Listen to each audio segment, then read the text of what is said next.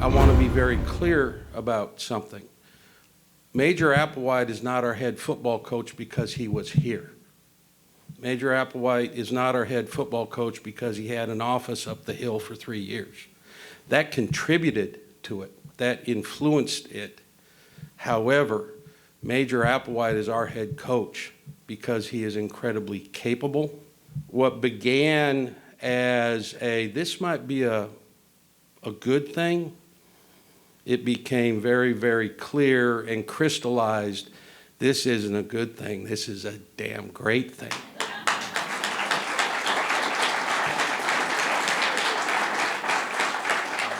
With enthusiasm, please welcome your head football coach, Major Applewhite.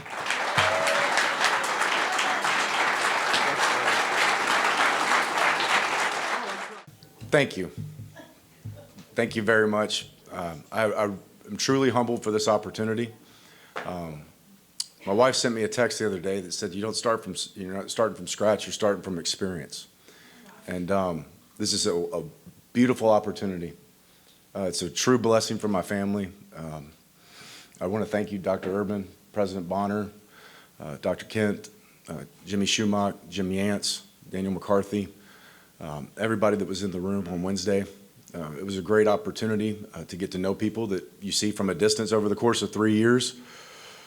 But it was a wonderful opportunity to get to explain your vision for the program.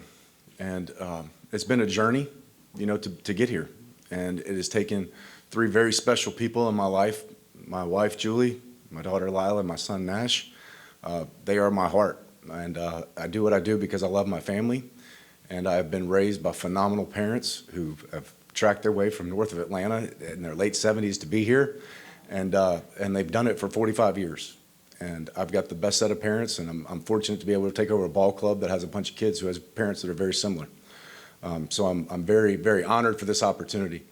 I want to thank the players. I want to thank the players for a couple of reasons. Number one, their performance on the field has gained us this success. Their dedication to our program has allowed opportunities for grown men and adults to move in the coaching profession, and I thank them for that.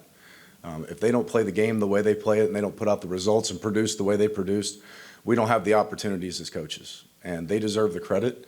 And I also want to thank them for staying together. It's not easy when you're 18 to 22 years old and you're going through these changes and there's a lot of people pulling on you. There's social media now. It's different than it was for us. It's different. And there's a lot of pressure on these young men and there's a lot of opportunities. And I want to thank these guys for staying together and galvanizing as a team. And I learned from Coach Royal when I was at Texas. He said, when tough times comes, the wagons start to circle and the circle gets tighter. And you're going to find out who's really about you and who's really about your team. And we had some losses. Oklahoma, the circle got tight. We had players leave, and you figure it out. And I want to thank the players for pulling tighter, pulling tighter.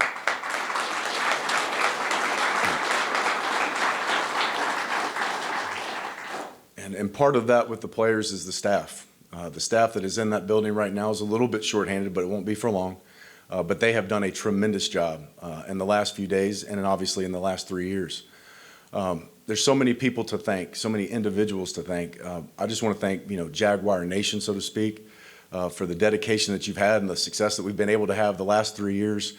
And I am so excited. My face sometimes doesn't show it, but I am so excited about I've got a weird default. I've had to explain that to the quarterbacks, but it's in here. It's in here.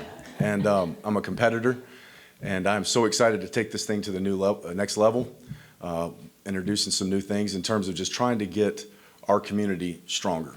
I told Coach Urban I love the hashtag Our City. I want to put it into action.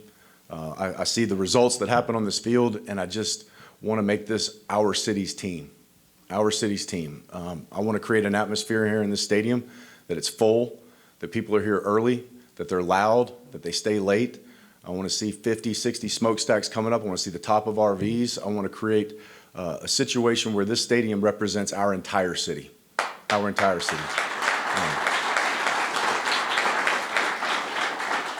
And I want to bring every single community in this city to this stadium, north, south, east, west, central. It doesn't matter where you're from. If you're across the bridge, I want everybody to be here on Saturday night. And I want this thing to be loud, and I want it to be rocking because these players are going to make it that way. I can promise you that. So honored for this opportunity. The vision for this program is to win championships, let it not be mistaken. And the way we're going to do that is with great men, and great men that have the same morals and the same values and principles that we want day in and day out that align with our leadership. I've had an opportunity to be a head coach. I've had an opportunity to work at a lot of different universities. And players and coaches can win ball games. They can go out there and win ball games. They can accumulate talent and they can win ball games. But you will not win championships unless you have championship alignment from the top to the bottom. From your president to your athletic director, to your faculty and staff, to your support, your donors, your athletic director, your administration. That is truly, if you get on the inside of this job, that's truly what allows you to win championships. And I want to find coaches, players alike, that understand that leadership.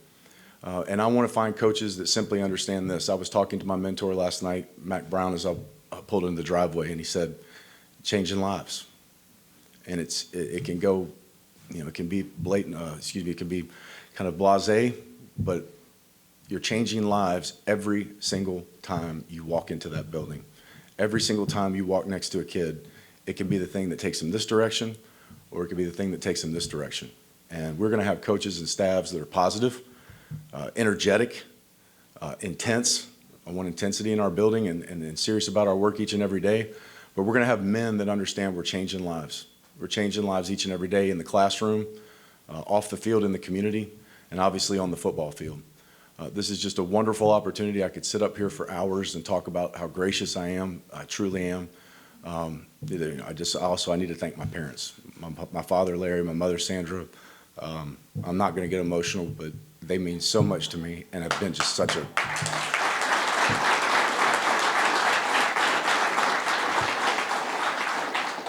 And they've taught me how to treat people. They've taught me how to treat players, and it has meant a lot to me, the dedication that they've given me over the course of my life. And then obviously having children of your own, you start to realize what it truly is to be a coach. You're hungry in your 20s, you're hungry in your 30s, but when your kids get older, you realize what you're dealing with, and you realize you're dealing with someone else's child. And I want to be that driving force, but also that nurturing that helps young men grow.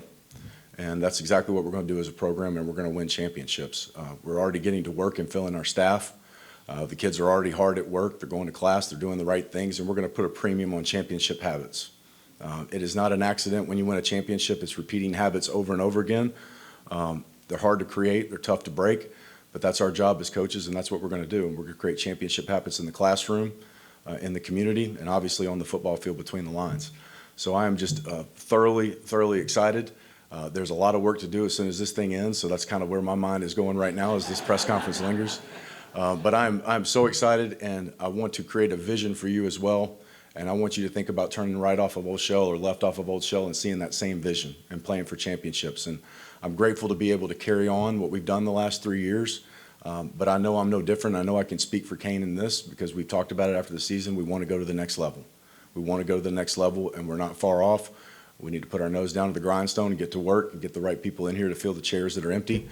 And we will get that done. And I'm so excited to get to work on it. And I just want to thank each and every one of you. If I didn't mention your name today, I apologize, but I feel it. I just feel the warmth and the commitment from the community. And there's so many people that helped and made phone calls in a short 24, 48-hour period on my behalf. And I know it's not solely on me. It's on the work of our staff and what our staff has done for 3 years. And they want that to continue. And it's not just about Major. It's about the success that we've had as a program. And I know I can say thank you on behalf of the other staff members as well. So I am honored to be your coach, and I will make you proud. Thank you. Good job.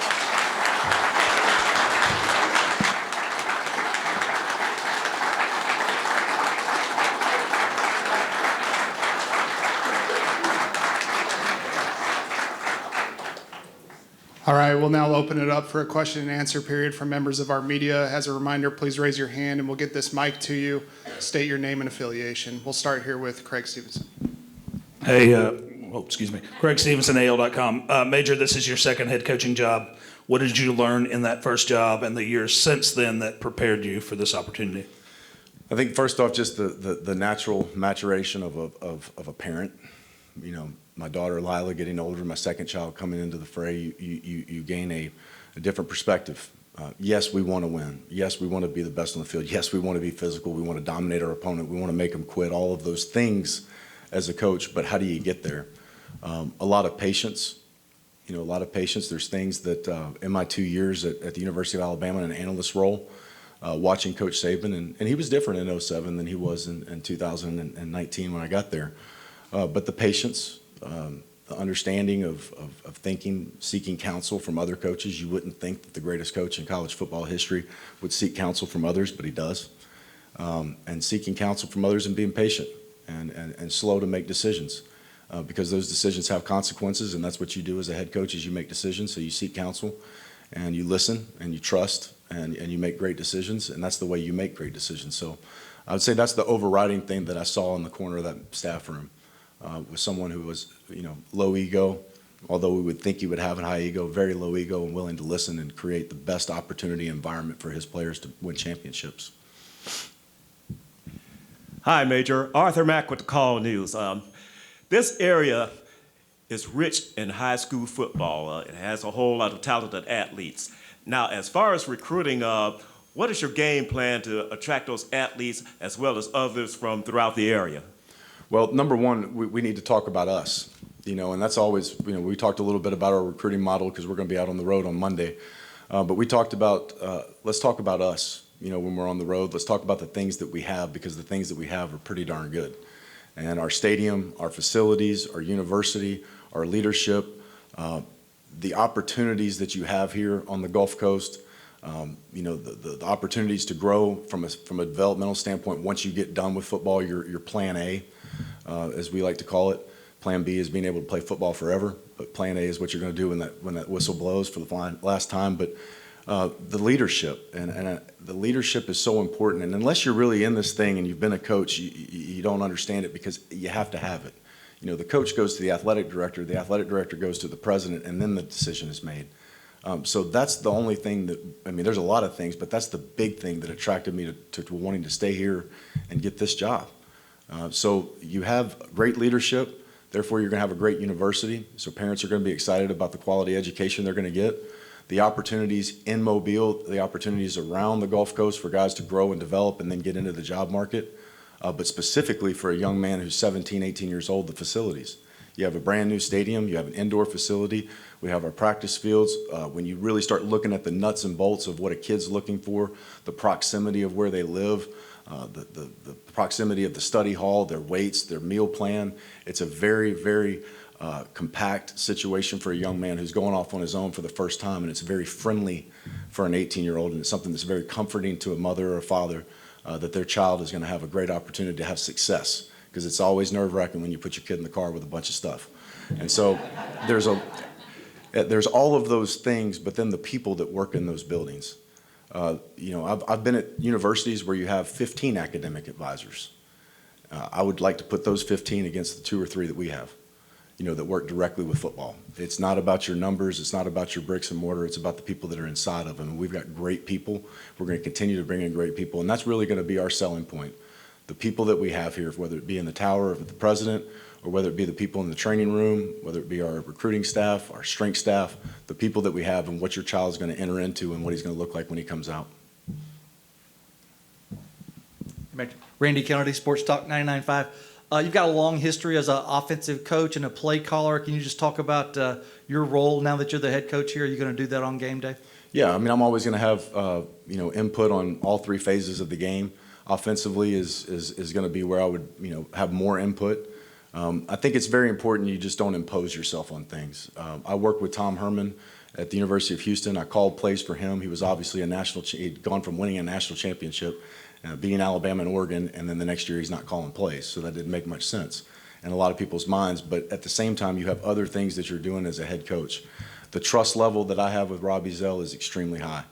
Will I have suggestions and things like that? Of course, you should as a head coach. But as a head coach, you need to understand when it's not your time to impose yourself on the game. But I have all the confidence in the world in our offensive staff. I think we've gotten stronger as an offensive staff. I'm very excited about what we're going to do on offense. We're going to light that thing up. And I just cannot wait to get to the X's and O's and the ball part of it. I do enjoy this to some extent, but I'll just be honest. I really love that stuff out there. Coach, good morning. Corey LeBounty with WNSP 105.5. wanted to talk to you about the advantages of already being here, knowing the personnel, knowing the president, the athletic director, the players that are currently on your roster. Talk to us about that and the advantages moving forward, bringing in others that already are related to the kids that are going to be on your roster. Yeah, that's a great question. The last head job that I had, there was a staff that was leaving, and everybody in the building was leaving with them. This staff, there's one person leaving, and there's a lot of people back. That's a huge advantage. There's a lot of generational intelligence in that building in terms of people knowing how we do things, knowing players. So it's not a total brand new makeover. So that's great for us as a staff to be able to identify what we need and have people that can tell the new bodies that are coming in, this is kind of the way we've done things. This is this about this young player. This is where he is in his development and those type of things. So it's a tremendous advantage. It's a tremendous advantage because I've been in those situations where you're having to explain to people, all right, this is where the president's office is. This is where the rec center is. This is where our players live in the dorm. You're not doing all that. You're able to pick up and go from where you're at. So you're already ahead in the race. So a lot of those things by hiring, late in January and this thing kind of happening late in the coaching cycle, it's really actually an advantage from the standpoint of at least you're not making a total wholesale change where you got a brand new crew coming in here. And when do we start? And spring practice and everything gets delayed and then stuff starts getting pushed back. So it's a tremendous advantage for our staff and for our players to continue on with what they're doing.